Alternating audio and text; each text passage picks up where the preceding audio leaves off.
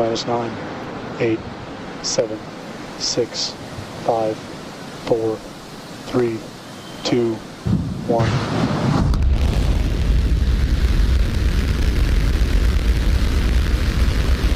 Liftoff Starship.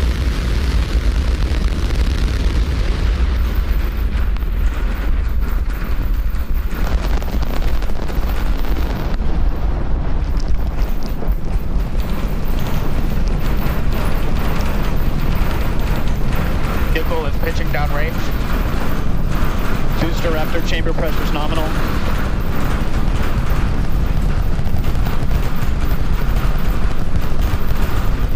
Seconds into flight, 33 out of 33 Raptor engines lit on the Super Heavy booster, arcing away from us here at Starbase.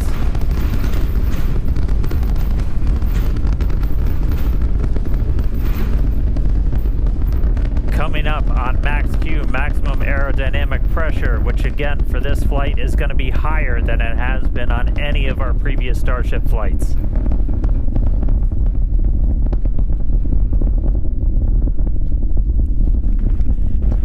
So we're passing through that maximum aerodynamic pressure over a minute now into flight. Still seeing 33 out of 33 Raptor engines lit and burning. Our next major moment's going to be coming up in just a little over a minute from now when we're going to get to hot staging.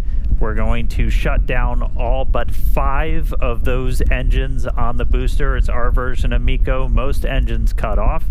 And then we're going to ignite the 6 engines on the ship while it is still attached, to do that separation. As a reminder, we try to do a directional flip, so when you watch on your screen, we're hopefully going to be sending that booster towards the bottom of the frame. For the booster itself, it's like doing a flip up. It'll go towards the bottom of your frame. We do that by lighting the engines in a slightly staggered sequence.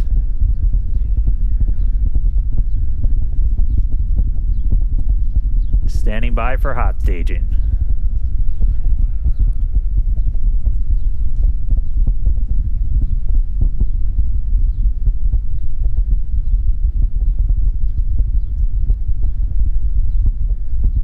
All but 5 engines down. Cutoff. Tap. 6 ignite. Backburn startup.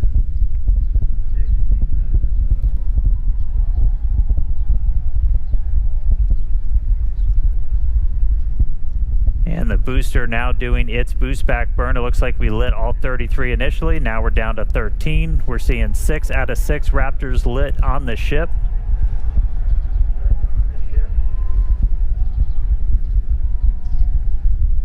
Backburn shutdown. And boost back burn shut down. So it looks like we were able to get through the boost back burn this time around. That was one of the key objectives we didn't have on the last flight. And we've got 6 engines lit on the ship.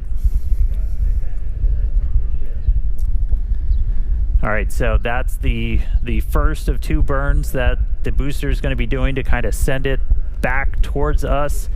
It's going to be landing a couple of miles offshore from Starbase, hopefully. We're going to try and get it all the way down to do a landing burn, where we're going to use those 13 center engines. They're going to ignite. That's what's going to really bleed off all that velocity that it's built up. And it'll eventually, hopefully, transition to 5 engines to kind of fine-tune its path in, and then all the way down to 3 for the remaining bit. All right, we've got a couple of minutes to go until we get there. So booster's going to coast for a little bit. Ship still seeing 6 out of 6 Raptor engines lit. 4 minutes into the flight. Ship's got about 4 minutes left. Getting some killer views. Kate, Nate, how was the view from down there? It was incredible. I mean, it just shot off the pad, and seeing all the crowd now running back inside to take views on the screen here, it was amazing. Yeah, one of these days I'm gonna learn to not stare at the engines, because now I have a bright blob in my vision. Right. Now, speaking of vision, we could see both stages there on your screen. Starship's second stage is still firing its engines. You can follow along with that with the GUI down on the bottom right-hand side of your screen. Still following the planned flight path as well. Beautiful views of planet Earth there behind the ship. That's right, and we're actually getting a live shot off the booster right now, an onboard camera. You can see the plume from Starbase where it just lifted off 5 minutes ago. On nominal trajectory. We are there. We are there. That is us. I kind of want to run back outside and wave. Right. Now, again, this booster is not planning to come back to the tower or the launch site for this particular launch. We are going to be planning to do an ocean splashdown just off the coast of Starbase. So hoping to still get some amazing views of that.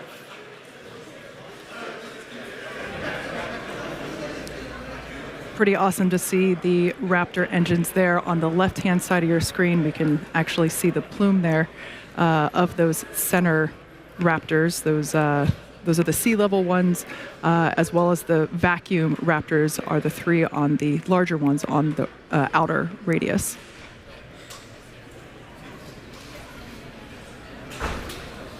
Now, just like on tower catches, we are going to be doing a 13-engine landing burn to slow the booster down. Hopefully we can get a live camera of the booster right now as we're going into that phase. Awesome shot, you can see it there. So right now the booster is using their 3 hypersonic grid fins to guide itself through the atmosphere toward its landing site. You can see we're only 5 kilometers above the sea right here. Startup. Just heard the call out for landing burn startup for the booster.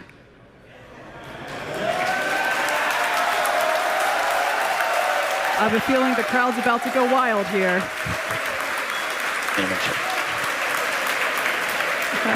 And another awesome landing for Super Heavy. Congratulations to all the teams here at Starbase and at our SpaceX team. An amazing, amazing view. Everything continues to go well with ship, as you can see there on your screen.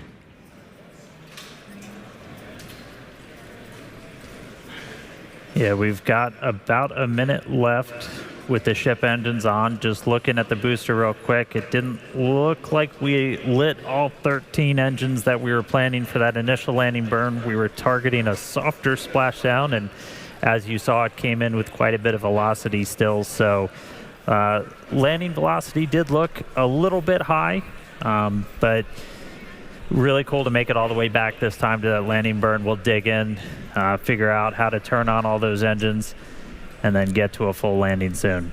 But all eyes on ship. We are just a little ways away from getting those engines turned off. We expect it to burn about 8 minutes and change in, so hopefully just about 15 minutes to go. Sounds like we just got the sonic boom yeah, here we sure at did. Starbase. That was awesome. From the booster splashdown. And engine shutdown.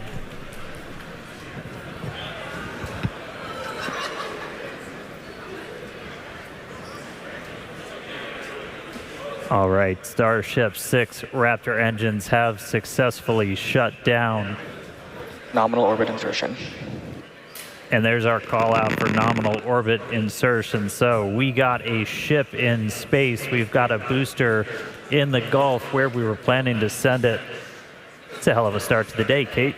Yeah, it sure is. All of our colleagues here are filing in through the doors. A lot of people wanted to stay outside and hear the boom. And so it's pretty great to see a ship in space, and everybody's super excited down here. That's right. And as guaranteed, it has been an awesome day so far. All this action in just 9 minutes now. And objectives are done for the booster. Just want to quickly flag that that booster did land in a clear zone. We clear those before launch, well ahead, so that we ensure everyone is safe before the launch and after. So we're getting ready now for our in-space objectives. Yeah, we've got a few minutes until the next milestone. So sit tight and enjoy the space views and, of course, the space jams. We'll be back here at T+14 minutes to deploy our payload, which is 20 of our newest Starlink version 3 satellites. So we'll see you soon.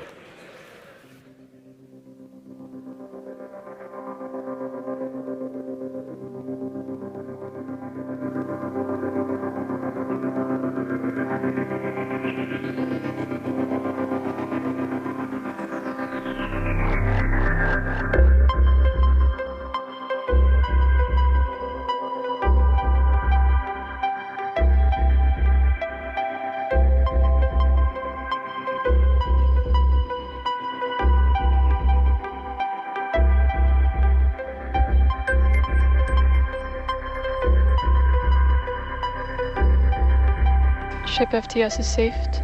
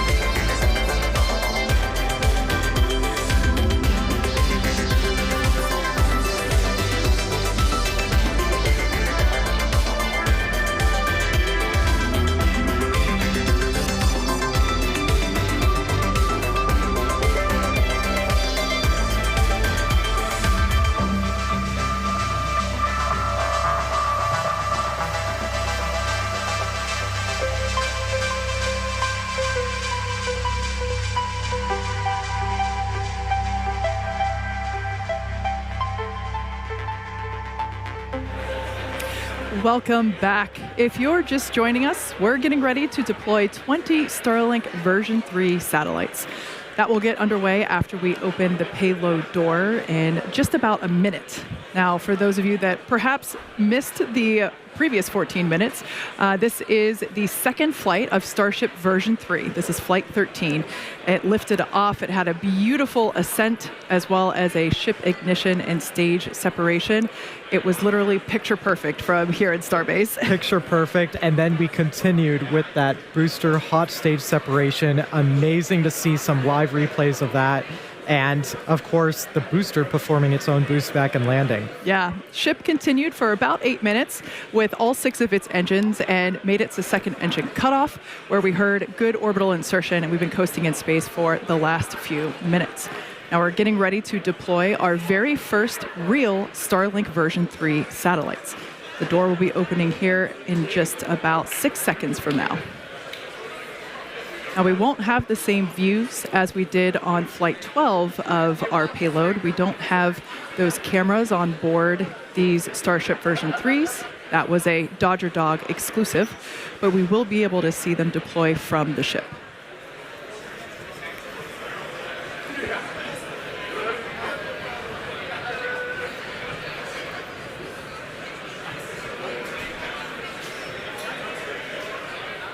As Kate said, we should see the door open up really soon if we haven't quite gotten it open already.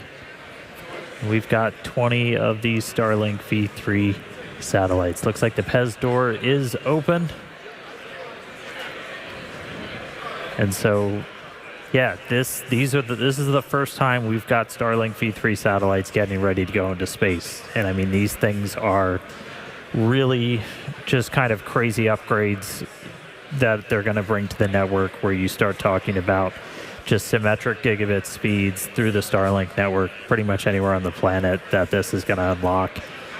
So really exciting. These satellites are only going to be in space for about 20 minutes.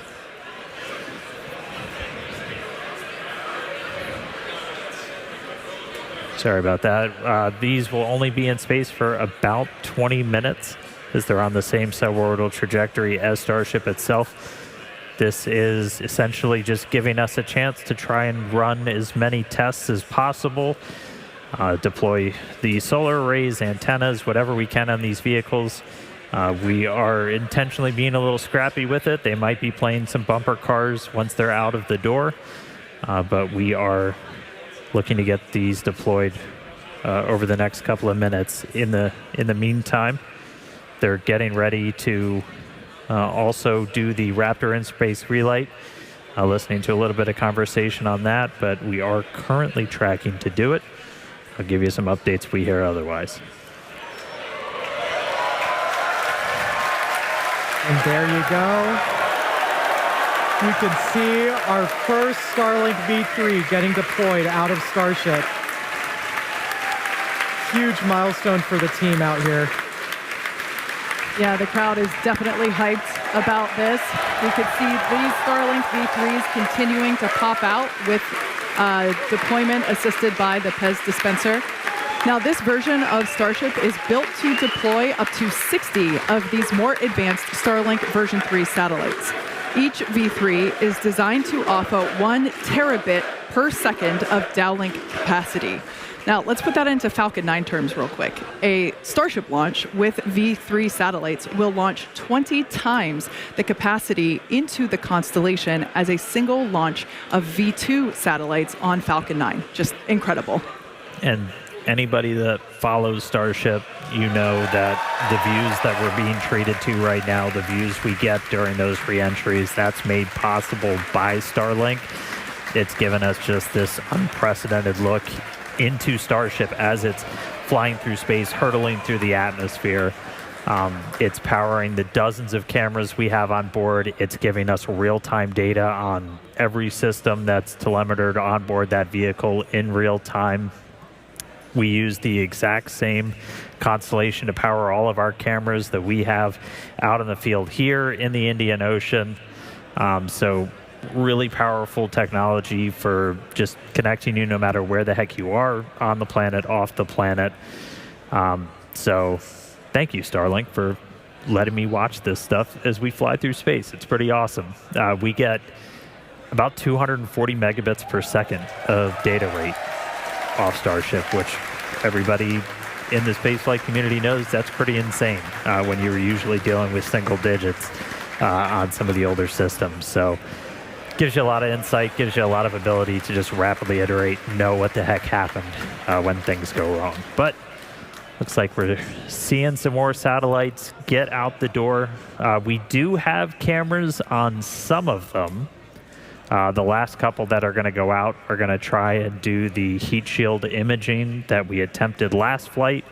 We don't have that camera view that we got on Flight 12 where you kind of see the satellite leaving Starship. Those aren't on the V3 satellites, but we are going to, on the last couple that go out, have some pretty narrow field view cameras that are going to be looking back at Starship, turn on some flashlights. And this is a test of a capability that we're really going to want when we start doing orbital flights, to just add that extra layer of safety, that extra layer of reliability, where we're going to be able to image Starship's heat shield after it's gone through ascent, after it's been in space, before it re-enters. So we're going to try to test that again today. The heat shield imaging, we didn't get a whole lot last time. Ooh, looks like we got some thunderstorms on planet Earth below us, but a couple more satellites to go, it looks like. Yeah, it's pretty awesome to see our V3s in space. I want to give a shout out to our Starlink colleagues. And we expect payload deploy to run until about 27.5 minutes, so about another 7 minutes here. The Starlink team will be attempting to speed run test these version 3 satellites, where they will attempt to do a few tests, such as extend the new solar arrays and antennas. They're also going to try and connect these V3 satellites with ground stations and turn on the satellite's communication systems.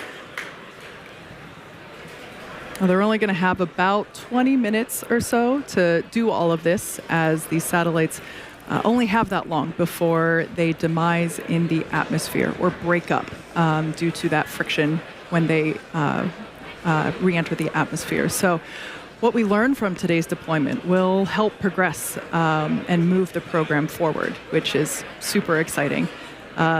You could basically say that the payload's payload is data. That's right. We're getting very Inception here. Now, in addition to those tests for Starlink, for the Starlink team, as Dan mentioned, 6 of the satellites have been modified with engineering cameras to help scan Starship's heat shield. That will help inform our analysis of Starship's readiness for future catch returns back here at our launch site. So for those that might be unfamiliar, we are currently capable of catching our Super Heavy booster, and we've done that a couple of times. We have not yet attempted to catch our second stage or ship, and so that is going to be a very exciting milestone when that day comes. For sure, and we're building up to it with today's tests. We are still planning to do our water splashdown in the Indian Ocean, so stay tuned for that. That's only about 40 minutes away. But still, in space, we keep on deploying our Starlink satellites. Again, these are our V3 version of our Starlink satellites, a whole host of added capabilities to our version 2 that's currently in orbit.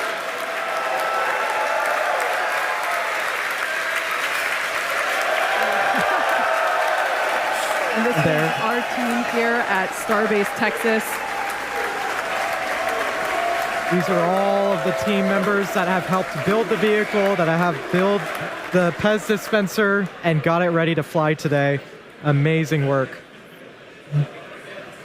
Now, for those of you that have just recently tuned in, there is a spaceship in your screen, we promise. Right now, the ship is in orbital darkness, so we don't have any available sunlight from the sun to help illuminate the scene. But what you can see moving out from that smally lit space, those are the V3 satellites as they are being deployed. And essentially, the ship is illuminated from the inside, and so we're able to see the light come out through the payload door. Right.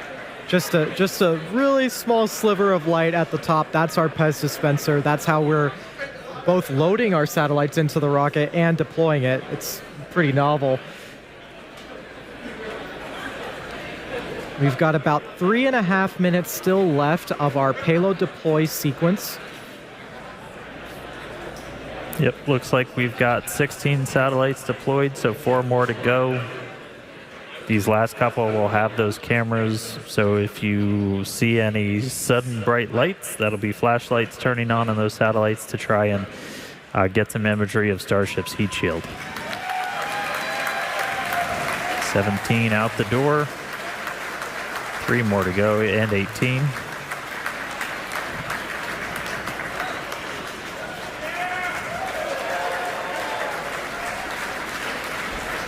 All right, and while we wait for these last 2, we did confirm we are still go for our Raptor relight demonstration a little bit later in the flight today, so we will be looking to relight one of those Raptor engines on ship. And that'll be our next major milestone after we get through these final 2 satellites.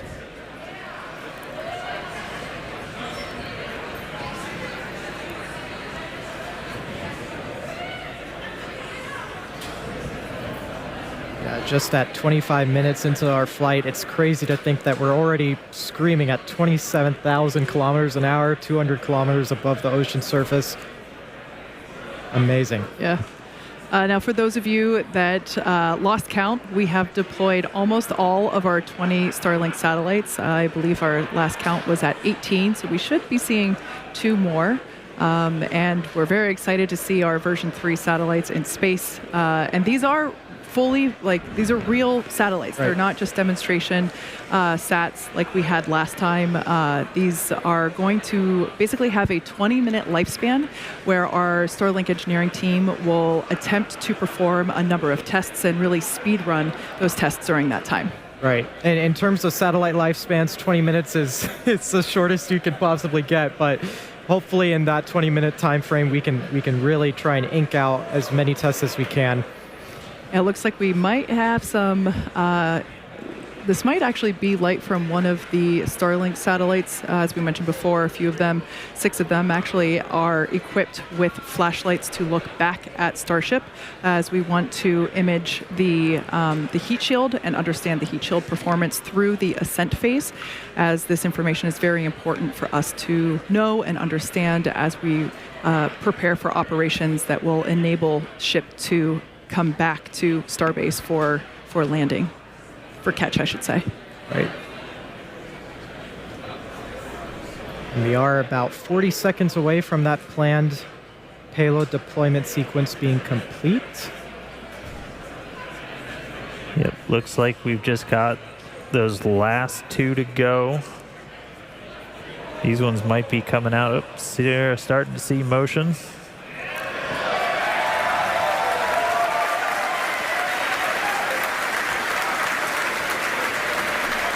19 out the door, 1 more.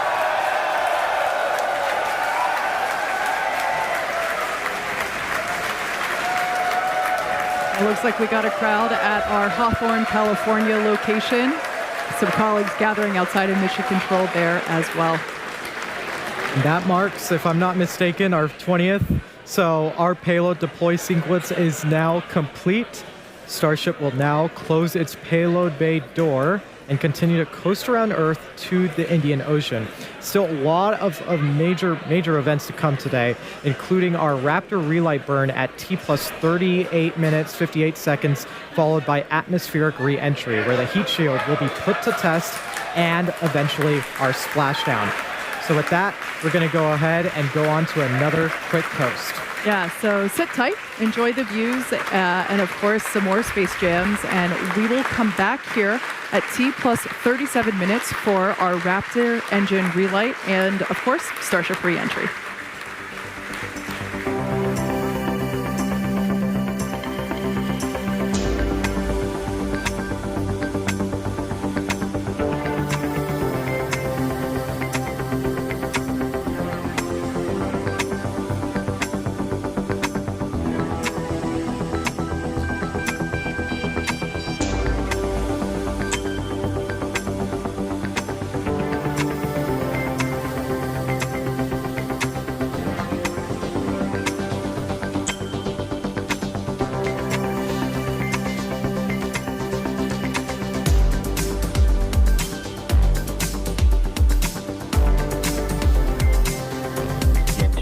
Checkouts.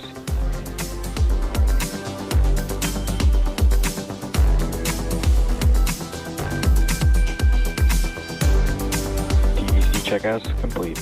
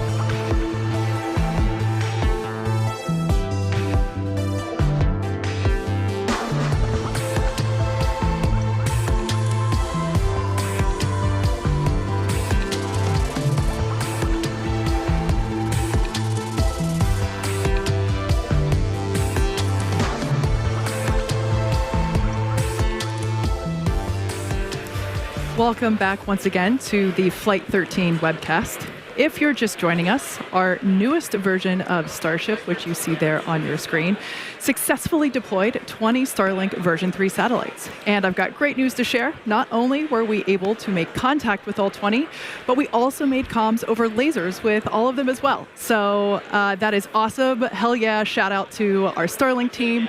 We're so thrilled. Huge milestone. And that's only 3 minutes or 5 minutes after deploying them? I mean, that's crazy. Amazing. And right now, we are expecting a relight of a single Raptor engine, and that's going to be coming up in just over a minute and a half from now. That's right. We are going to be lighting one of our sea-level Raptor engines, and this is essentially just a demonstration that you can relight an engine after it's already done its ascent burn. And this is going to be really important when we do maneuvers for orbital missions, whether we're relighting to go into orbit, or if you're already in orbit and you're getting ready to do a deorbit burn. We did hear our Raptor team is go for the engine relight, so not going to be skipping it on this one. So we should see that coming up in just about 45 seconds from now. Again, this is not a deorbit burn for this ship. We are on a suborbital trajectory, so this Starship is coming back over the Indian Ocean no matter what. But this is going to be a pretty critical test for what we'll eventually need to do when we do orbital missions. When you got to relight those engines, do a burn to get yourself out of orbit. One thing that is unique on this one is we're going to be lighting it for a little bit longer of a time. We're expecting this burn to be up to about 14 seconds. We've only done about 3 seconds previously. And so that should be coming up within the next couple of seconds. Let's stand by. Relight demo startup.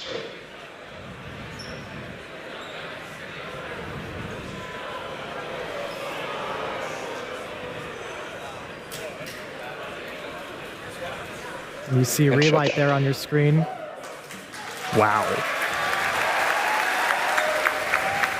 And confirmation over the net. Relight shutdown. The burn has ended.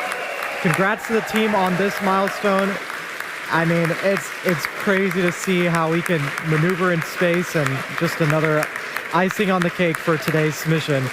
So we're going to be taking another quick break. We'll be back in a couple of minutes before re-entry, which is targeted for about T plus 47 minutes. So we'll see you soon.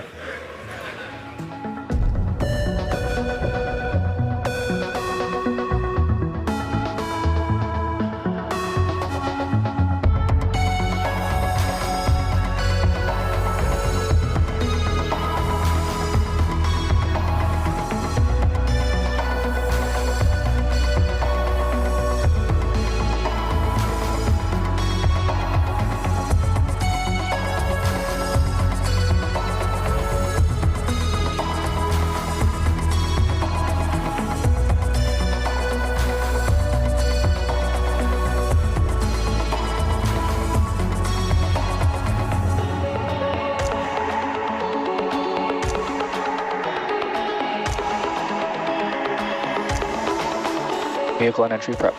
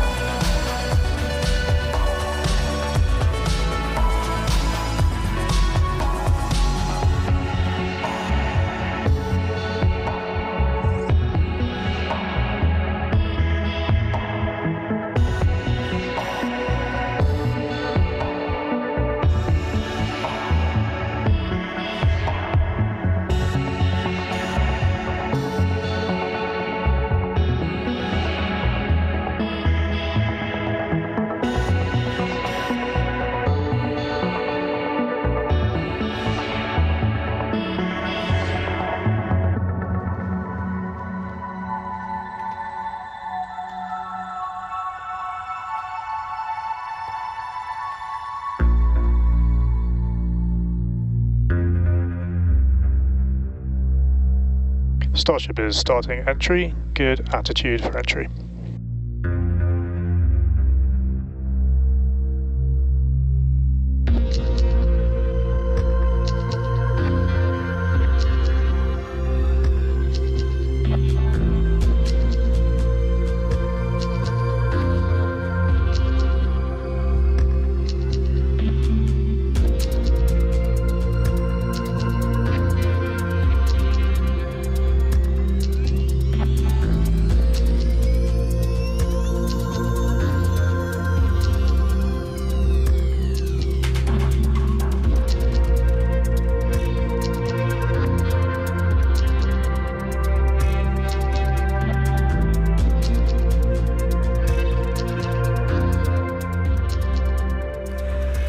Welcome back once again to Starship Flight 13, the second test flight of Starship version 3.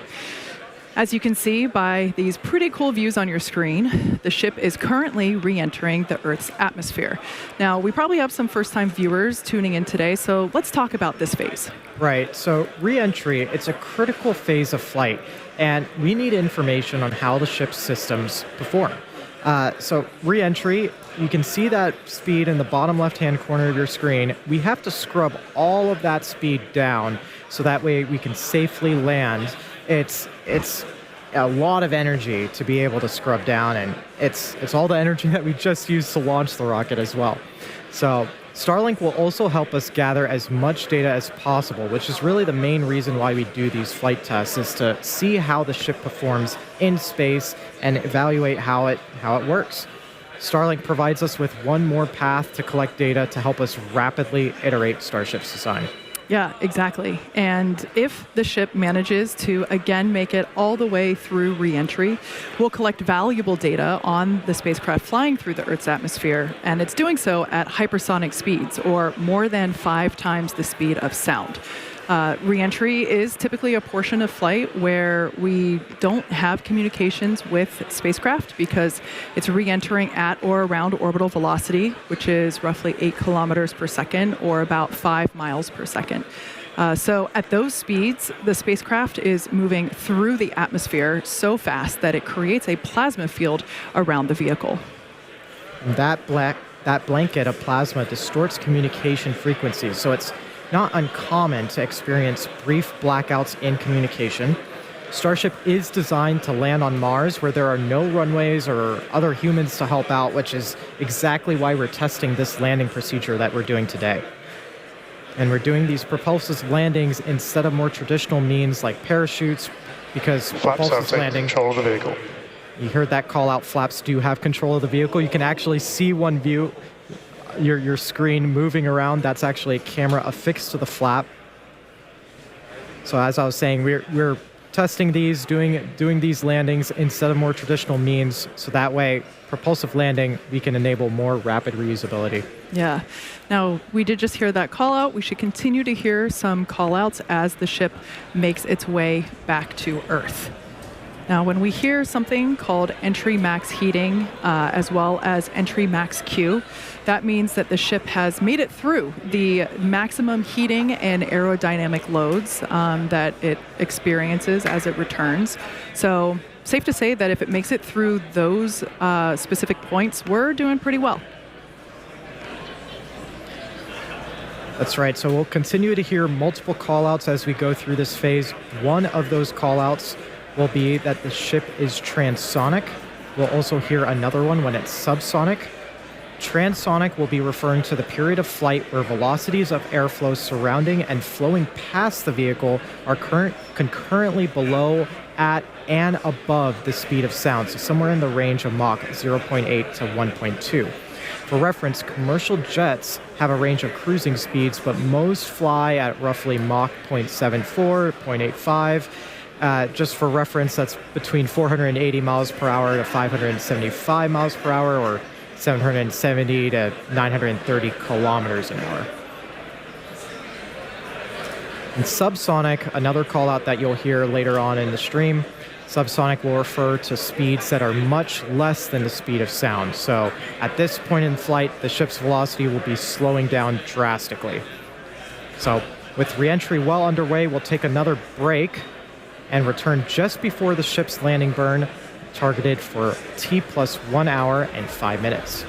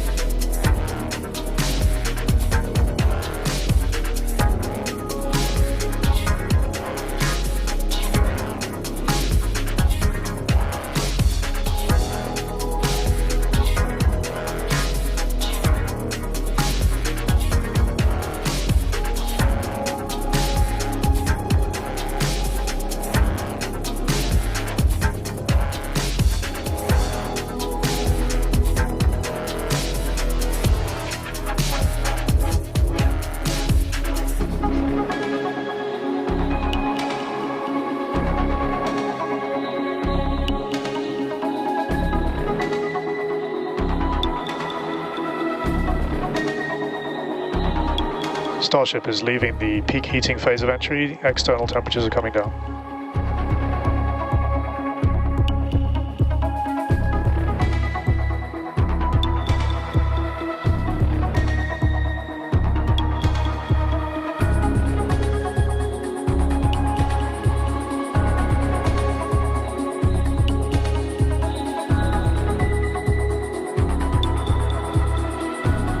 Starship is at maximum entry dynamic pressure.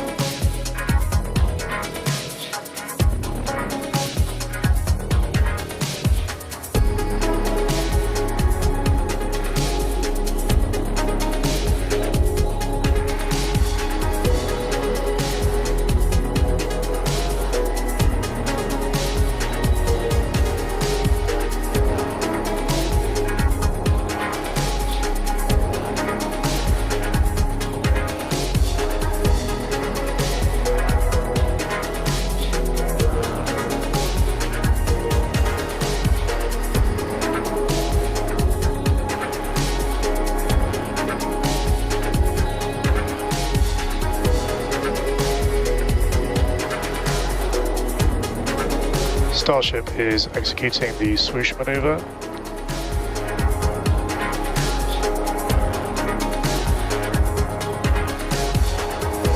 Dynamic pressure is coming down.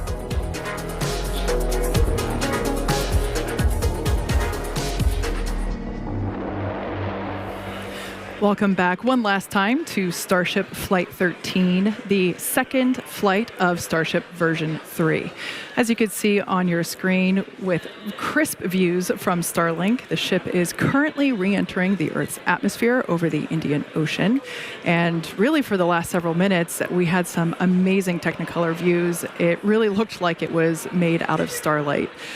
Now, we did hear on the nets just moments ago that we made it through max heating and max dynamic pressure, meaning that the vehicle temperature and speeds and pressure are all coming down, and we can see that in the bottom left-hand corner of your screen as that speed continues to decelerate. We're coming up to the ship landing burn. One of pretty much everybody's favorite part of Starship test flight days, and that's going to be coming up here in just about a minute or so. Yeah, just about a minute away. We're going to try and light all 3 Raptor sea level engines for this burn. We'll light 3, do the flip. We'll eventually go down to 2 as we get close down to the water, down mode to a final 1 engine before we hopefully execute a nice soft splashdown. We'll see if we've got our buoys and drones in range with the recovery team. They're going to be standing by to try and get some additional views of Starship's heat shield, which from kind of our initial looks, it did pretty well on the flight uphill, but we'll continue to dig through all the visual data as we get it. We didn't do any real stress tests or anything on this flight.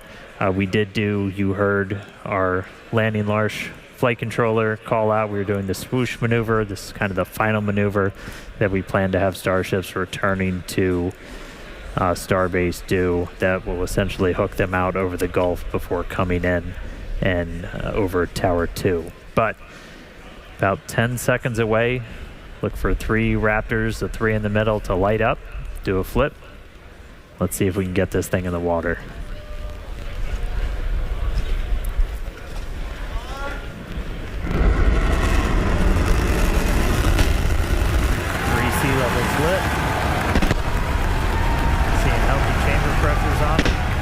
flip down to 2. Starship descending into the Indian Ocean, down to 1. And we're in the water. And it's a soft splashdown in the water.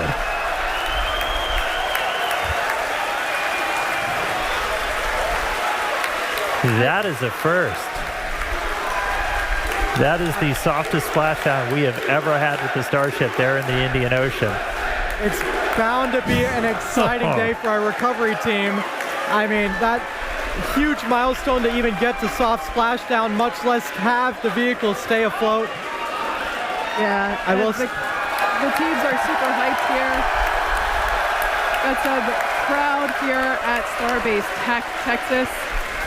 Everyone's super excited.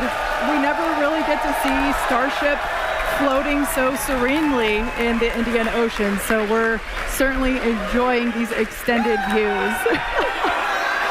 Like I said, we're really pumped about this. I want to check in with Tyler. Tyler, how is Hawthorne feeling about Lucky Flight 13? Hey, Kate, we are so excited about another successful Starship test flight and those gorgeous Starlink views that we had. And we can also confirm that we managed to make contact with all 20 of those V3 sats. So it's a massive day for us. So congratulations to everyone at the team at Starbase, for Starlink, everyone here and around the company who've contributed to the Starship program as we make progress again towards a multi-planetary future. So thank you everyone for tuning in. That's a goodbye from Hawthorne and back to you guys at Starbase. Thanks so much, Tyler. Now, for anyone who perhaps missed the action, I suggest that you rewind the clock. Wow, look at that view of the Starship heat shield tiles. You can really see how the atmospheric re-entry, how it disperses the heat around the edge of the vehicle. I don't think we've seen quite that close before. Never. And honestly, however short-lived that ship standing, bobbing in the water is, that is insane data for our team. It's unbelievable that we were able to keep that ship afloat. Now, we promised maximum excitement, and Starship V3 delivered. Congratulations to all of our teammates at SpaceX and to everyone who supported the Starship program. And thank you to all of our future customers for your support. Yeah, as you could tell, the crowd really enjoyed that Nemo cam for a moment. We'd also like to thank the fine people of Cameron County, as well as the Coast Guard, the Federal Aviation Administration, and the Government of Mexico. The amazing views do not end, so be sure to follow SpaceX on X for updates and more of these exciting shots that we didn't get to feature on today's broadcast. And to get an inside real-time look at the teams bringing this incredible rocket to life, check out the latest episode of our documentary series, Starship. And of course, thanks to all of you for tuning in. And we're going to head back up to Dan for some additional thoughts. Yeah, I'm losing my mind right now. We are still getting views from on board the ship with it in the water. Like, we had tried in the past to do these splashdowns as softly as possible. We experimented with rolls. This is the first time we've put an intact Starship in the water. This is a dream scenario for the team that's trying to get this heat shield data. Normally you're working with a slightly charred Starship in the water, and now we have one intact. So the recovery team is moving in with their drones, and we are still getting views from Starship. It is sending these via Starlink from the other side of the world while it is floating in the water after flying through space. Like, this is just completely surreal right now. This is just a mountain of data that we're going to get back. This is going to be so critical for refining the heat shield, everything else. And the really good news is all of these views that we're seeing, you're looking at a pretty intact looking heat shield, which, as a reminder, we were flying at a significantly higher dynamic pressure, so putting way more stress on this vehicle on the way uphill. And it's sitting there in the water, and I mean, look at it. So I'm a little bit over the moon on this. I know a lot of our team is just fascinated in the control room behind me. I mean, everybody is psyched. Everyone's gathered around their computers looking at these close-ups that we're getting of these heat shield tiles. 18,000 of them. I mean, you can probably count the ones that are missing right now on one hand. Like, this is just absolutely incredible.